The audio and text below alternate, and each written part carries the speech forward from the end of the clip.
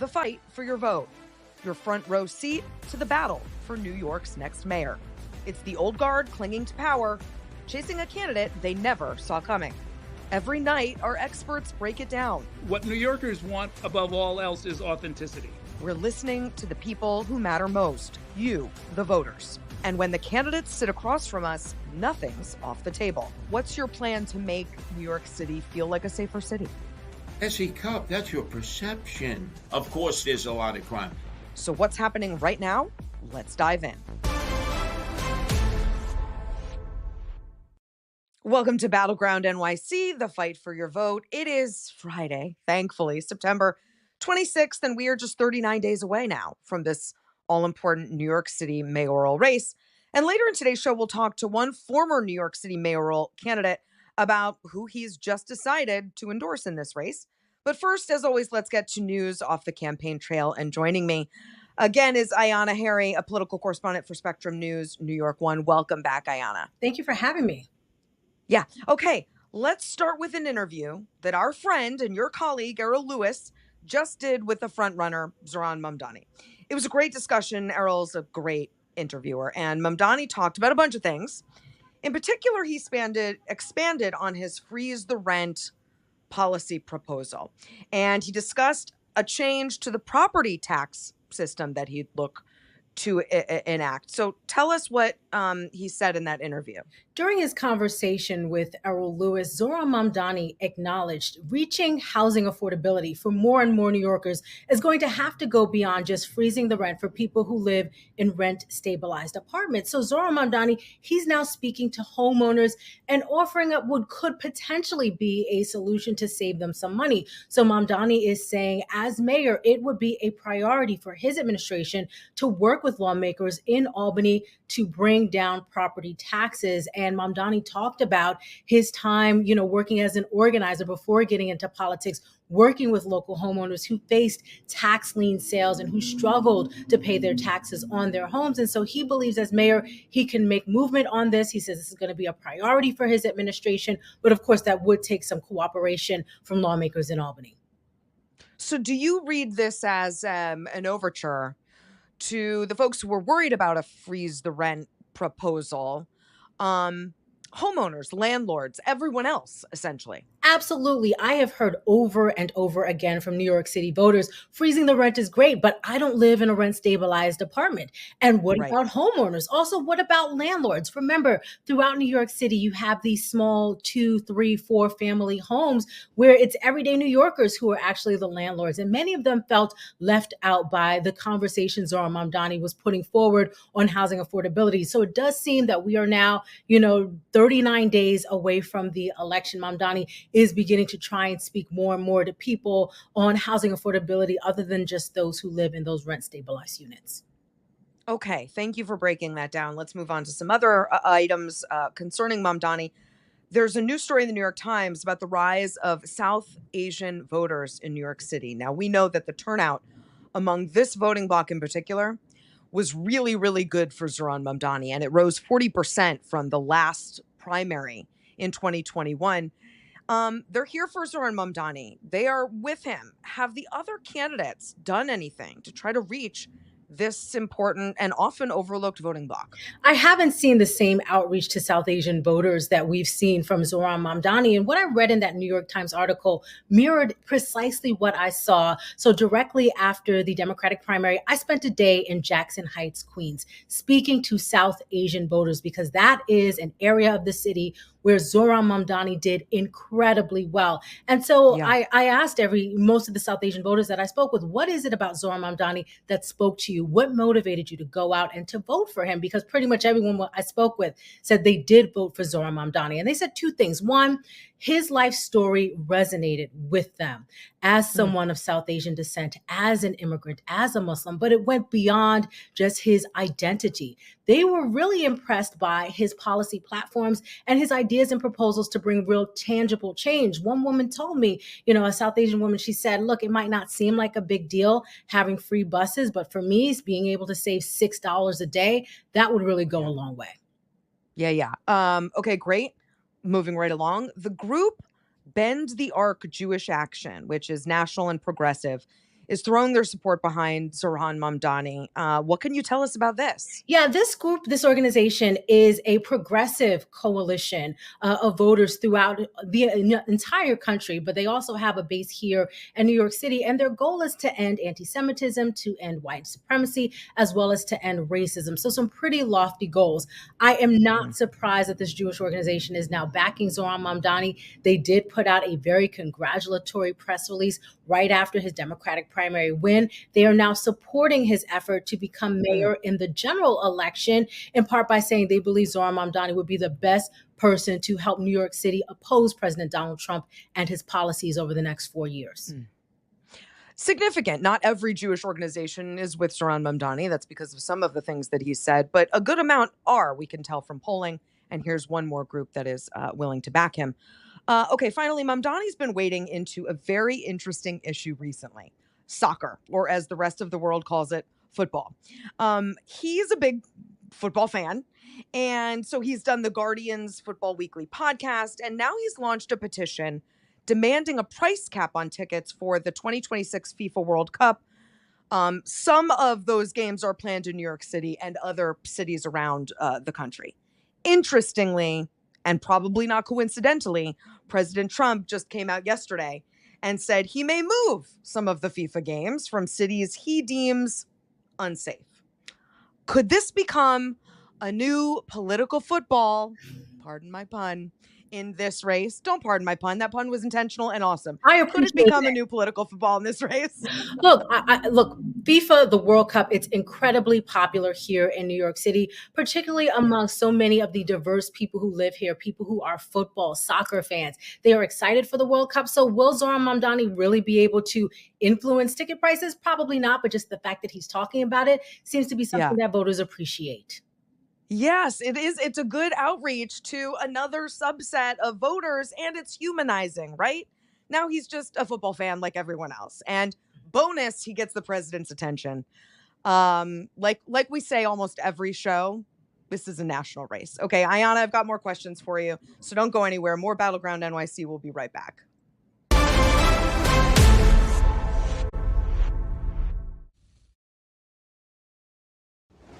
And we're back with Battleground NYC, the fight for your vote. Let's get back to more news from the race. And back with me is Ayanna Harry, political correspondent for Spectrum News, New York 1.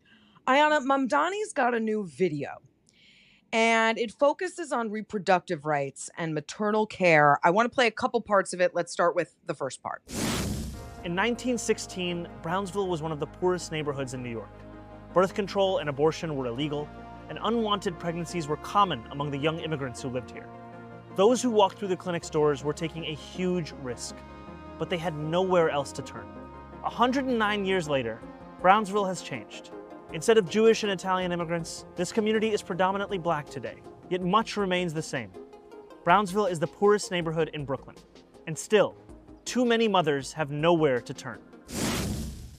Now, Ayanna, there's sort of, the way I saw this video, this ad, there were sort of two parts to it. The first part focuses on abortion and access to abortion, which you sort of heard there. What do you think he's trying to communicate there, considering this has not been an issue that's come up a lot over the course of this race? So I think he's trying to do two things there. One is acknowledging that while abortion and reproductive rights hasn't been a big issue in this race, it's still an issue that New Yorkers care very deeply about. But he's also talking to people in a neighborhood that has been considered a forgotten neighborhood in New York City for quite some time, Brownsville, Brooklyn. Brownsville, Brooklyn is not only a neighborhood that lacks for resources in terms of maternal health care, but in terms of health care overall. There is one hospital in the neighborhood. It is really hurting for resources. And so I think he is saying to a community and people who don't often feel seen by mainstream politicians that, yes, I see you, and I am acknowledging that there is a lack of resources locally in Brownsville. Yeah, and it's really interesting because he didn't come out and say, this wasn't an argument where I'm pro-choice and the other side. He kind of sidestepped that completely to just say this is an issue of access in this community that needs it. Let's go to the second part of his message, which was more about postpartum and maternal care. Take a listen. My administration will provide new mothers with baby baskets proven to improve health outcomes. and expand home visit programs to coordinate postpartum care. And we'll make midwives and doula care more accessible.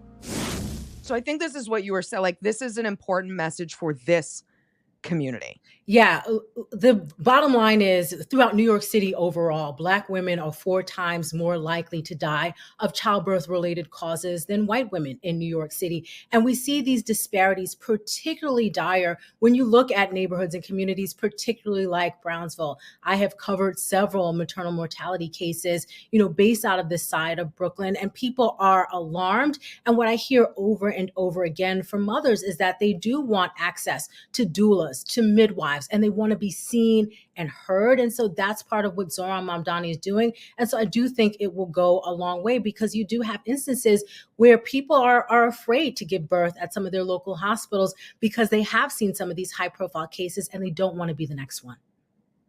Well, again, I'll say this again as a political journalist and operative who's covered this a lot.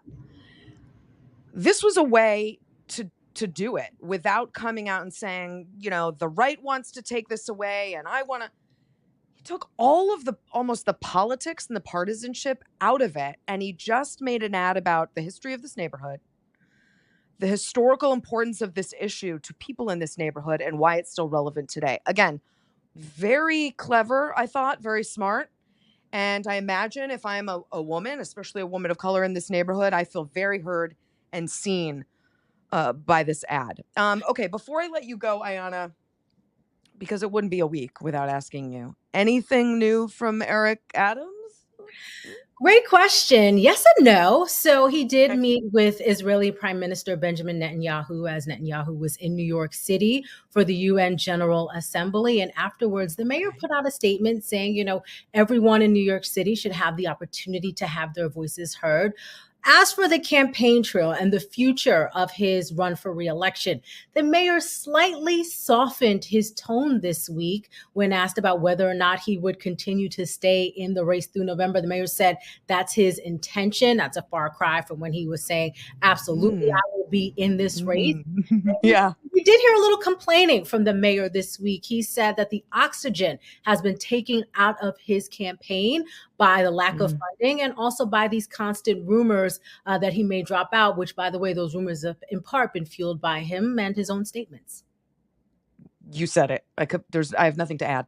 Ayanna Harry, thank you so much for joining us. As always, we'll see you hopefully next week or sometime soon. Thanks for having me again. Okay, more Battleground NYC after the break.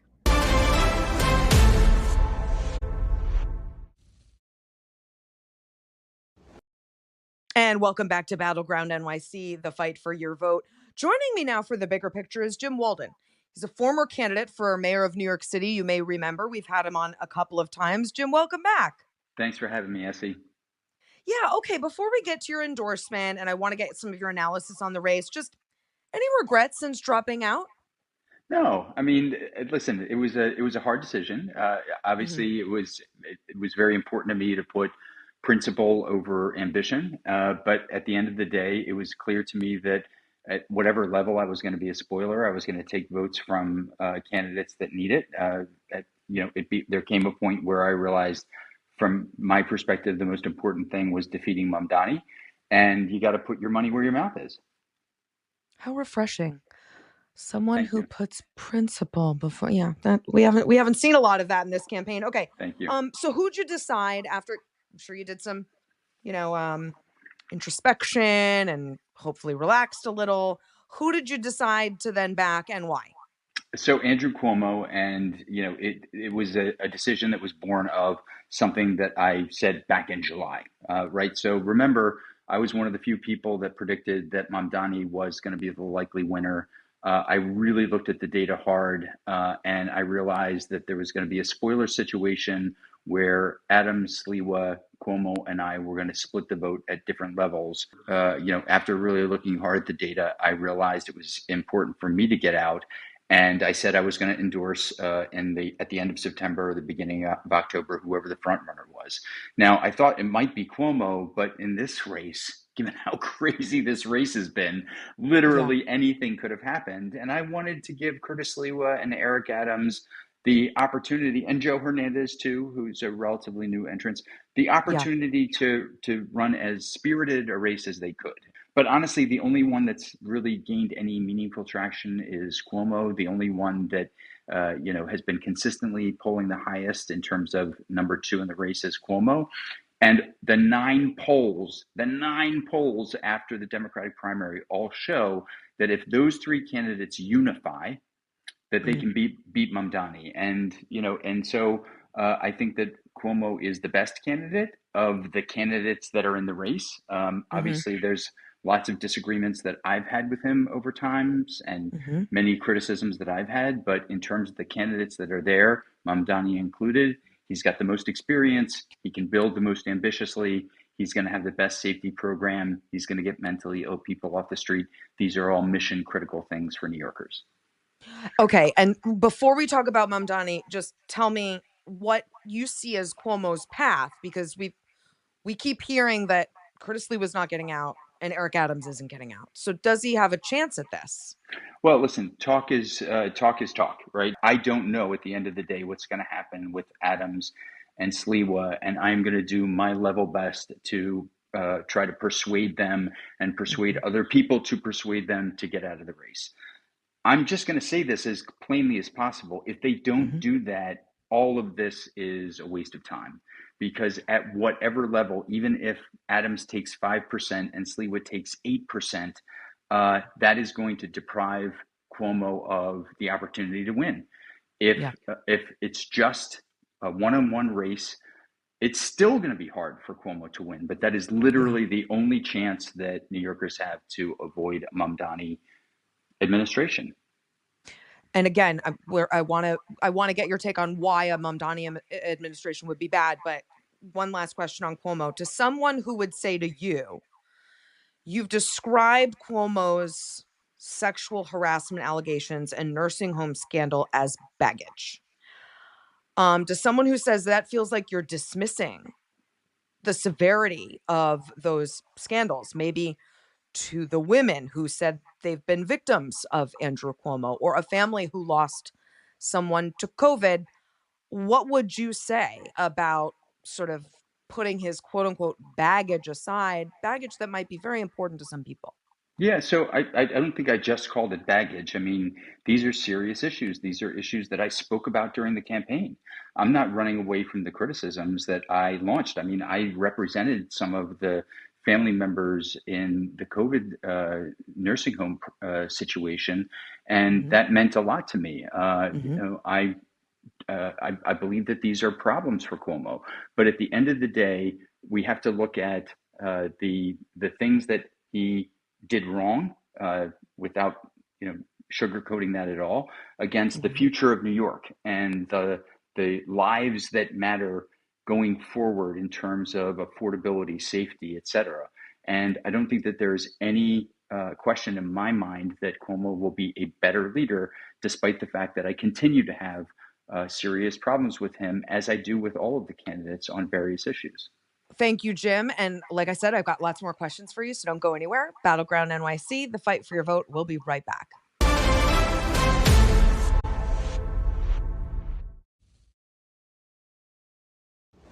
We're back with Battleground NYC, the fight for your vote, one more time with the bigger picture. And joining me is Jim Walden, a former candidate for mayor of New York City, who's now endorsing Andrew Cuomo. Now, I want to hear you explain why Mamdani would be so bad. It's an important perspective because we talk a lot about his strength on this show because he's polling so well. But you represent a lot of people who have some problems and concerns about Mamdani. So please explain why you think he'd be a bad mayor for New York City. Yeah, so let's start with his policies, right? The policies that he's articulated are going to bankrupt the city. For those people that are not dialed in, the comptroller released a report last year that showed that we are going to have massive deficits because of things we can't control anymore over the course of the next 4 years. So if we're already starting in a bad fiscal position, adding so much in terms of free programs is not going to go over well. But some of his policies are really, from my perspective, just pandering. And now freeze the rent is the one that I've had the most problems with, because Freeze the rent, by the way, is just for rent stabilized apartments, right? So Yeah. that's not for people that live in market apartments. Mm-hmm. 250,000 people, families in New York City can't afford the rent they have now. So freezing rent for them is not going to help them one bit. And Mm-hmm. freezing the rent for people that aren't rent burdened is just a boon for them. So it's one of these slogan policies that doesn't really get to the nut of the problem. So Mm-hmm. that's number one. Number two, he plans to defund the police, period. I know that he's said he's not going to do it, but even when you look at the policies that he's put out, he is silently defunding the police. He's an anti-police guy, and that's bad for New York City. We need more cops. Police don't trust him when he gets elected. If he gets elected, they're going to leave in droves. The third is, I believe that his policies are anti Semitic. I mean, he clearly intends to target any business in the city of New York that's doing business with an Israeli company. That's called boycott, divest, and sanction. That's Mm-hmm. what he said he is going to do. And Mm-hmm. so, for every single company that does business with an Israeli company, he is going to cancel contracts, make sure that they don't get bids for new contracts, and that's just wrong. Thank you for that. Like I said, your perspective is not, unheard of. It's a perspective that a lot of New Yorkers share, despite how well he's doing in the polls. So it's important for our audience to hear it. Cuomo has described this race as a battle for the soul of the Democratic Party. Do you see it the same way? And if so, who are the players in this battle? Yeah, I'm not sure that I'm down with that kind of lofty sentiment. I think that this is a battle for the effectiveness of City Hall, right? At the end of the Mm, day, we need a mayor who's going to make sure that services get delivered with excellence, that has a balanced budget, that encourages businesses and brings new industries into New York at the same time as making our safety net even stronger. Only a free market candidate, a centrist candidate, can do that. Mamdani is going to legislate for a very narrow group of people. And so at the end of the day, I think that we need free market, we need non socialist, and that's what I'm hoping is going to win the day. So free market, not socialist. What about experience? I know, Andrew Cuomo's made the case that he is more experienced. That's a fact. He's been in politics a very long time, New York politics a very long time, and Mamdani is inexperienced. How big a factor is that for you? I think that it's a huge factor for centrist Democrats. Remember, as you know, centrist Democrats ultimately are the deciders of city hall elections. Mamdani's not just inexperienced; he will be the most inexperienced mayor to ever sit in city hall. So that is a terrible thing at a time when you're battling with, in some ways, social unrest, a lack of safety, Hmm. financial problems. You think of all the problems that New York City is having, and those problems are going to get worse over the course of the Hmm. next 4 years. Zohran Mamdani's never run a bagel store. He's never run anything other than a very small staff in the assembly. That is a Hmm. terrible bet for people to make. And before I let you go, what would you say to the counter argument, which is that, well, all the experience has led us here, and here is not great, and it might be nice to have some fresh thinking on this. Listen, I'm a big believer in not the status quo. So that's the Yeah. odd thing, which is I was hoping that there was a change agent. Mamdani's just not the person. I think that Zorhan may be a great candidate if he moderates his belief for 8 years from now, but now is not the time to be electing a 33-year-old neophyte with limited experience and radical views. Yeah, and someone who I think by his own admission would have to learn a lot on the job, and he's making all the outreach now, right? He's calling mayors in other cities and trying to get best practices. I think he's doing all the things he knows he needs to do, but this might concern some people that on the job training in a city as big as New York at a time like this when you've got other factors like the federal government wanting to, exact some authority over New York City just might be too much to handle. But again, it's up to voters and they'll make up their mind. Jim Walden, thanks so much for joining us and giving us your perspective. We really appreciate it. Thanks for having me on. Okay, and thank you for joining us another week. We'll be back next week and every Monday through Friday for more Battleground NYC, the fight for your vote.